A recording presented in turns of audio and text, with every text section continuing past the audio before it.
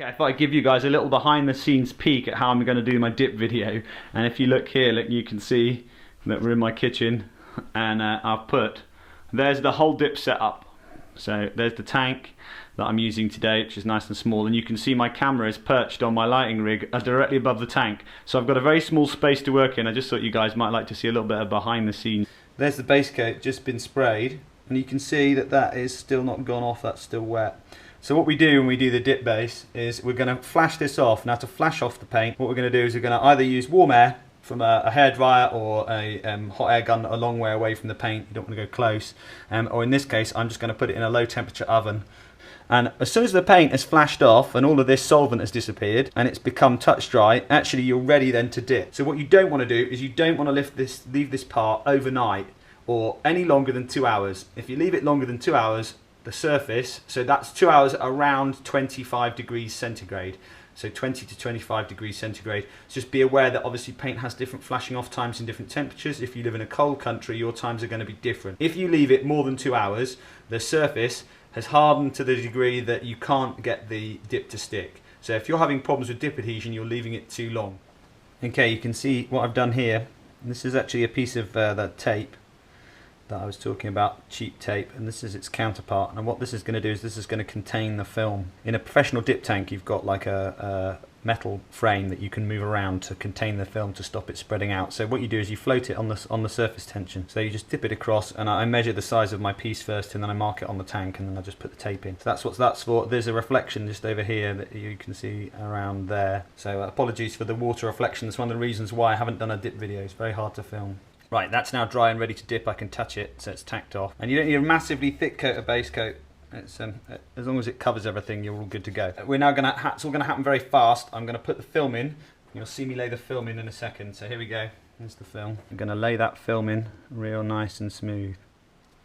There goes the film. So I've dropped it across the surface, and I've got to eyeball it now. I've started the clock. I've got to eyeball it and look for ripples. You can see the edge curl up. If you get a ripple, blow on it from the middle like that.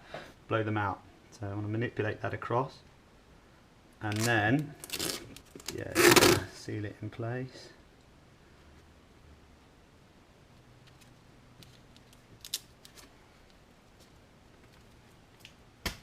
Right, clock's ticking.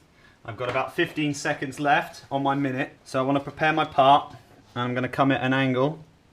So you can see that's now gone very, very tight and transparent. So here we go. Ready? Here comes the dip. Here comes the activator. Plenty of activator.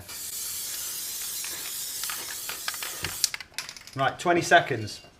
And you'll see the colour change and it start to spread. And that means that your activator is well and truly working. And now that's pretty much dissolved, and the surface looks different. It looks kind of oily. And when you dip, you want to go in slow and at an angle. So I'm going to go in slow. And then I'm going to shake off the surplus. It should just fall apart. If you've got it right, it should just fall apart. And then twist.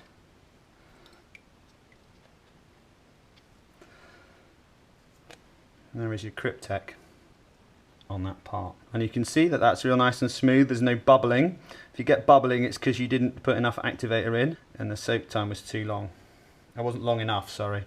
So you can see that's gone on really well. So we've got to leave that now for about another minute or two for it to start to dry. Don't touch it, especially if your paint is soft, because it's still very, very plastic at this stage, and we really don't want any of that to break.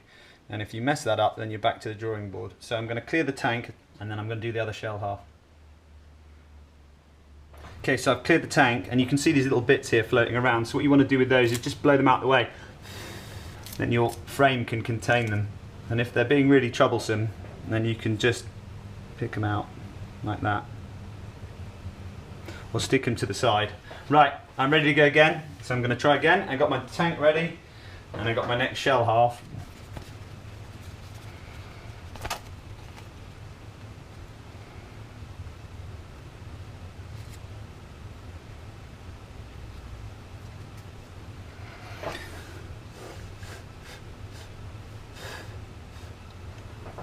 Right, that's gone in. I've started my minute.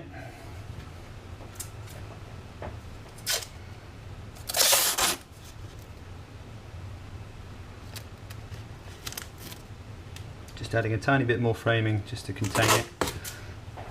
And you can see there's a big bubble here in the corner. I want to blow out. There's no other bubbles. And that's now, you can watch that, will start to tighten up. And that's the backing dissolving away. And as the backing dissolves away, it'll get ready for the activator. Shake the activator. Nearly there, 5 seconds. That's real nice and flat. Here comes the activator. Don't be shy with it. Good even coat. There you go, you can see the colour changing. That's nice, that's what we want.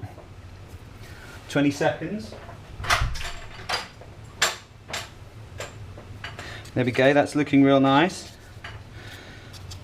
So I'm going to pick the part of the pattern that I'm going to dip this time, you see.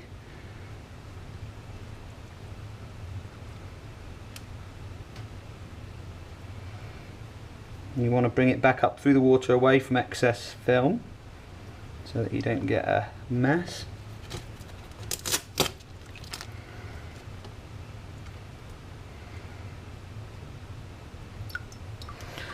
And there you go, other side all dipped. You can see that's darkened quite nicely, that Cryptek. So now what we've got to do is we've got to leave that again, then we've got to go rinse it off.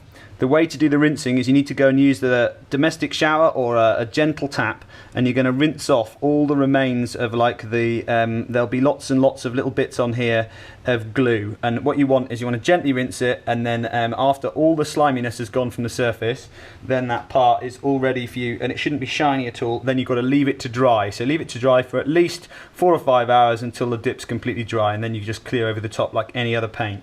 So that is how you do dip. Okay, so there we have the finished result after it's had a bit of time to dry. And now if you've got any masking on the part, now's the time to take that mask off. So what I'm going to do is I'm just going to take this mask off. You don't want to leave masks on for more than 2 hours after you've painted, because they will stick and you want them to cut into the semi-wet paint edge. That's how they get sharp edge. So if you look at my masking tutorial, it's got all the detail of that in it. So I'll just peel off this bit of mask here. See, it's still a bit damp underneath. You can see that's cutting into the tape too, so that's nicely getting rid of any marks. There we go. See how the orange fared down here. You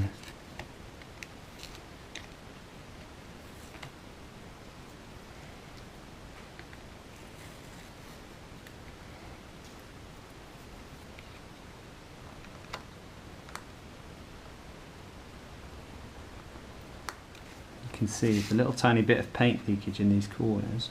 As per my masking tutorial, you can just knock that back. It's the beauty of using a really good mask, is it'll cut into the edge and you can just take it out as you go. You shouldn't get any leakage from those. And there you can see, there's the orange, and now a little tiny bit got in under the edge. It's very hard when you're masking to a textured surface to actually get it all to stick. So that's now ready. I'll clear over all of that, because I might as well clear over all of this stuff, and I'll go and shoot some auto clear on that when I next go up the shop. So they have the finished job, and that's what it looks like. And you can see the base colours very change the tones here quite a lot compared to the Ramper Trooper that I've already done. It's on a green base.